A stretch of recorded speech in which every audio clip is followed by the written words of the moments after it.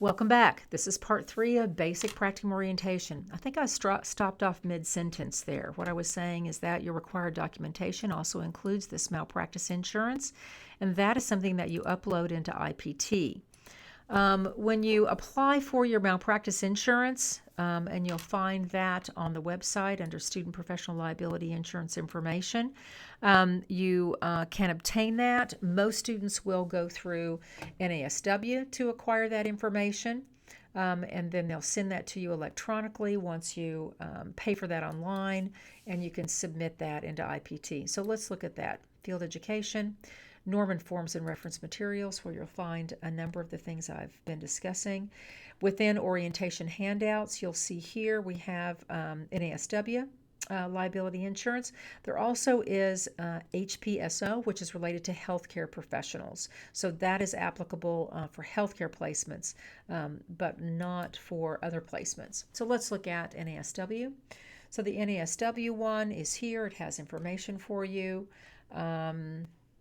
You do have to apply for membership to NASW, which we promote. We want you to be a member of our profession. It gives you the link that you need. It's not a smart link. You have to look that up yourself. The membership is $48, the malpractice insurance $15, for a total of $63. That will cover you for 12 full months or 1 year.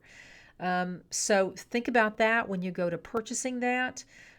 You need that to last throughout the duration of your practicum experience. So you can almost wait really until right up to the date that your documentation to secure your practicum is due.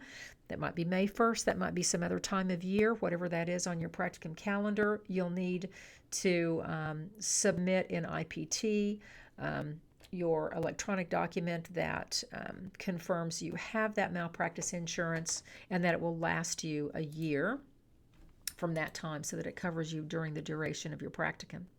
All right, you turn those two things in, one to our office here in the field and one up in IPT. Placement is then secured.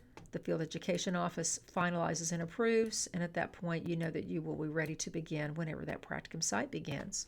Okay.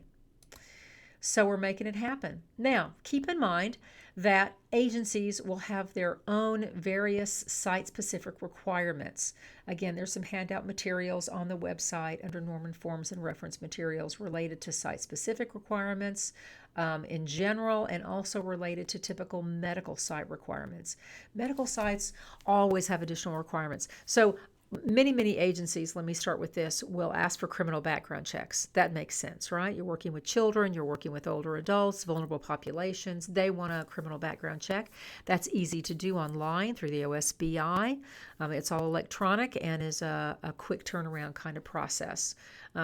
Last time I checked, it was about $18 for that.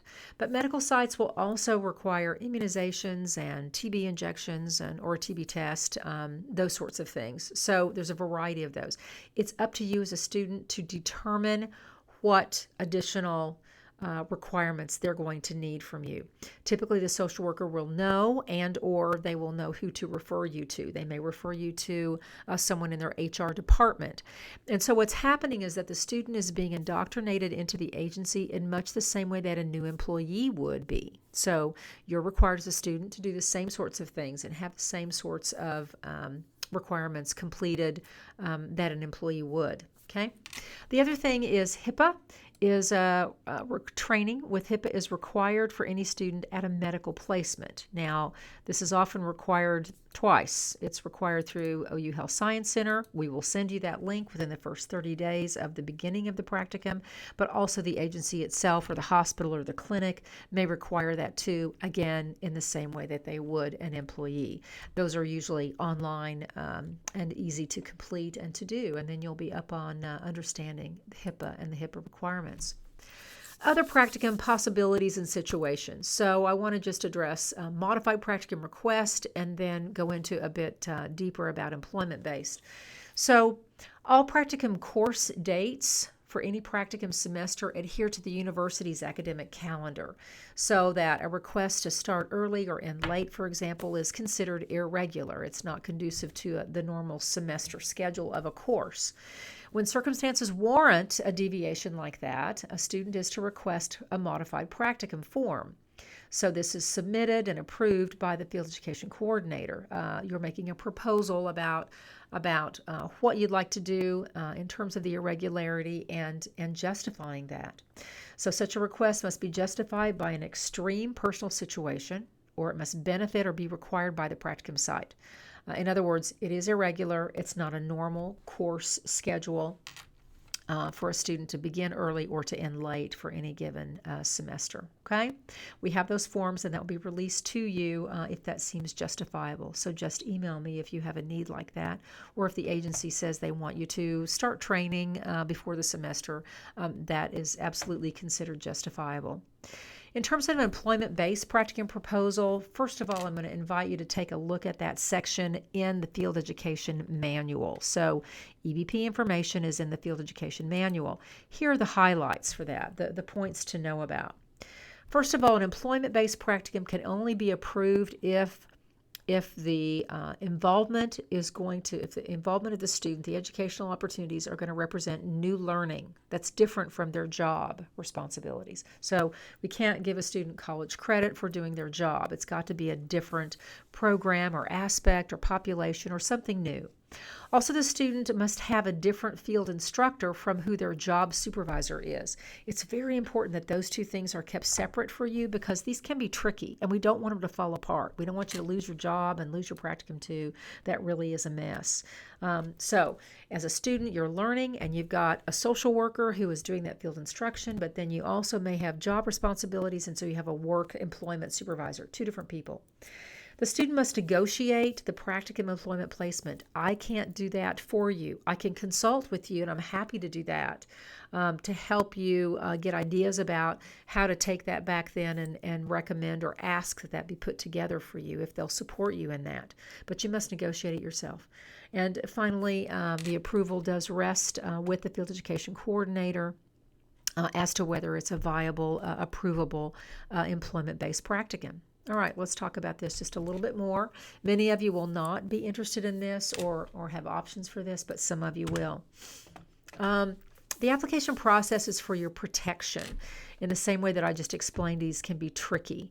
The proposals are carefully and thoroughly reviewed, and students, you should read all the information related to employment-based practicum proposals, the EBPP, in the Field Education Manual, pages 15 to 18, so that you fully understand that. To apply, there are additional requirements. There is an application called a Part 3 that's located on the website within the Norman Forms section. You've also got to submit, along with that, a job description of your current work position. And let me contrast that with a job description of your proposed practicum position. Okay, I hope that that's straightforward for you. A recent job performance review. Students must have been on the job for 6 months in order for us to approve an employment-based. And that's because we want to know that they know their job, their employer is happy with their job, they're happy with their performance. Again, it's for your protection that this won't all fall through. And then also I'd like to see a weekly example of a schedule, reflecting the work and school and practicum and how are you going to do all this, okay? All right. Specific guidelines within the Field Education Manual. Okay, so we've covered a lot of ground between meeting together and finishing up here online. I hope these online video trainings are helpful for you if you need to go back and review anything that has been presented here. Again, this basic practicum orientation online is general. It's information that all practicum students need, and then the specific information that practicum students may need, we've already given to you in person. So congratulations, you're at an important first step in your journey toward a social work degree. We look forward to helping you be successful in practicum and in your professional social work development. I hope that we stay connected now and in the future. We're excited. I hope you are too. All right. Thank you.